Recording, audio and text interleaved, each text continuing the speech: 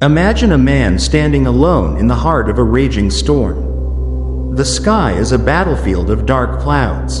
The wind roars like a furious beast. Rain lashes against his skin like icy knives.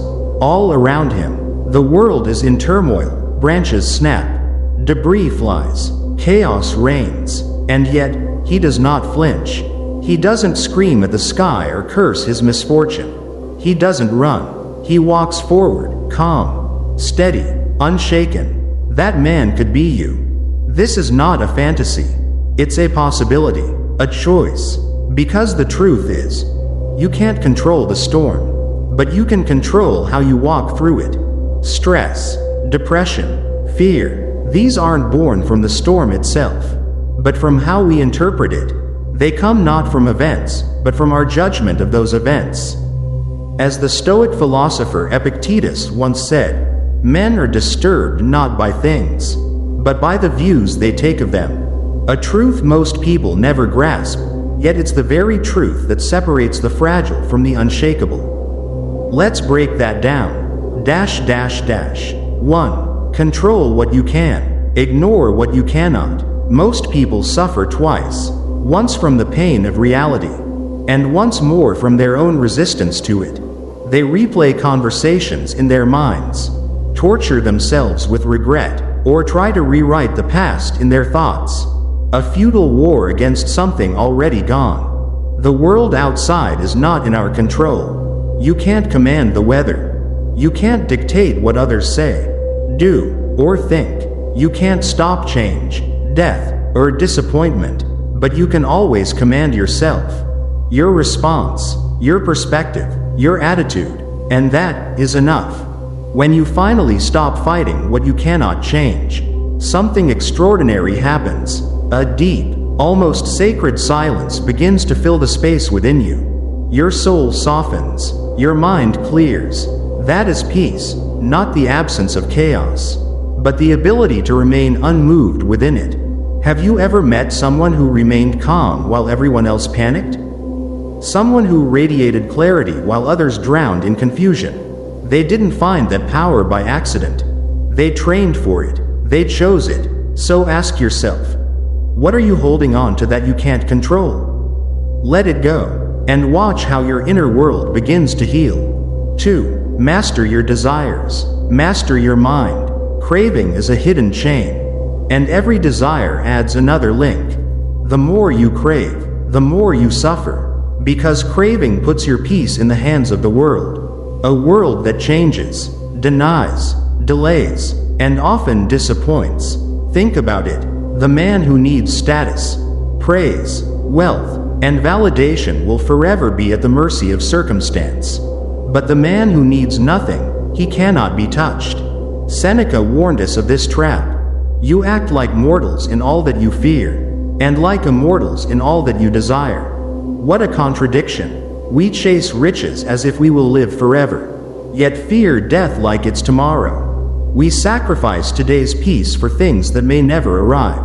We think, I'll be happy when, but that, when, always moves further away. Detachment is not about giving up, it's about freedom. It's about saying, I do not need this to be okay. I do not need the world to bend to my will. Strip away the excess. Let go of the illusion that you must have anything to feel whole. Because when you no longer need the world to look a certain way, stress has nowhere to live. Want less, live more. 3. Embrace discomfort. It will set you free. We've been sold a dangerous lie. That comfort is happiness. But comfort is a soft trap. It dulls your senses, weakens your resolve, and robs you of your strength over time. Like a warm bath slowly turning cold. It feels good until it doesn't. Discomfort, on the other hand, is a gift disguised as a challenge. It's the gym for the soul, the forge where strong character is born. No great person was made in luxury. The strongest souls are shaped not by ease, but by endurance.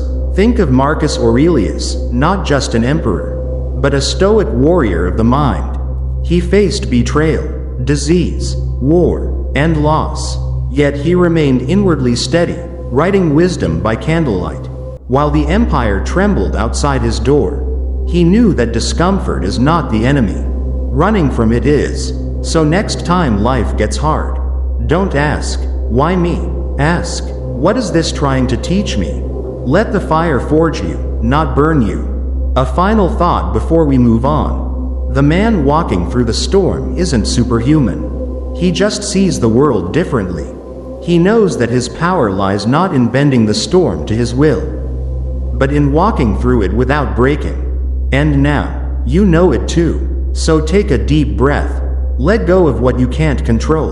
Want less, fear less, expect less, and when discomfort knocks, open the door, because on the other side is freedom. Up next, we'll explore how stillness is the secret weapon in a chaotic world, and how to cultivate it, even when everything is falling apart. And that is why the truly strong don't run from hardship, they move toward it. Because they understand that it is in adversity that the soul is forged. And now, we arrive at the final principles, where true inner strength is tested and revealed. 4. Reframe every obstacle as a lesson. The most powerful man in Rome, Marcus Aurelius, chose to live with less than his status allowed. Why? Because he understood that true strength doesn't lie in luxury or display, but in the power of choice. The choice to embrace discipline over indulgence. The choice to pursue growth over comfort. Life presents us with two roads, one smooth and easy, the other steep and unforgiving. The weak take the easy one, but not you. Choose the path that demands you to rise. Run toward discomfort. Embrace it like an old friend you haven't seen in years. Because when you stop fearing pain, what else is there left to fear? Every setback, every betrayal, every loss, they are not happening to you. They are happening for you. Marcus once said, "The impediment to action advances action. What stands in the way becomes the way." Can you see it? The very thing blocking your path is the path itself. A weak mind asks, "Why me?" A strong mind asks, "What can I learn from this?" And that single shift in perspective changes everything. This is how you reclaim your power. Suffering becomes not a punishment, but a test, a challenge, a sharpening stone for your soul. The moment you accept that, stress dissolves. You are no longer the victim. You become the student of life. 5. Master the art of letting go. What causes most of our suffering? It's not the events themselves, but our clinging to things we can't control. Holding on to people who have already left. Clutching to plans that have already failed. Refusing to let go of expectations that were never guaranteed. The Stoic philosopher Epictetus taught that freedom is the only goal in life worth pursuing. And you attain it not by tightening your grip on everything, but by releasing the need to control what was never yours to begin with. People will leave, plans will fall apart, the world will rarely behave the way you want it to. But none of that can disturb your peace, unless you give it the power to do so. It's a paradox. Real strength isn't about holding on, but about knowing when to let go. Letting go isn't weakness, it's wisdom. It's knowing what's worth keeping and what must be carried away by the wind. 6. See hardship as a gift. Most people curse their struggles, but the wise, they embrace them. They see hardship not as punishment, but as preparation, a test, a blessing in disguise. Seneca wrote, "Difficulties strengthen the mind, as labor strengthens the body."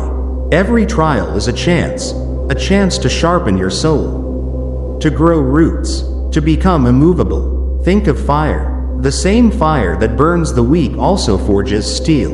So when life throws you into the flames, will you melt, or will you rise as something unbreakable?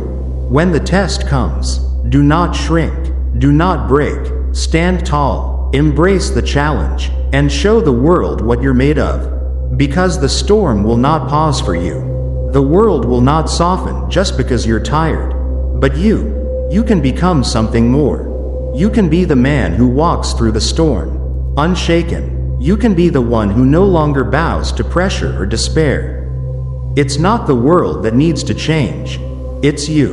and in the end, the choice is, and always has been, yours. Will you rise, or will you remain a slave to your emotions? Will you take ownership of your life, or keep waiting for someone else to rescue you? That question, that single choice, is the only thing that has ever truly been within your control. If this message resonates with you, if something inside you stirred while hearing this, hit subscribe. Share this with someone who needs to hear it.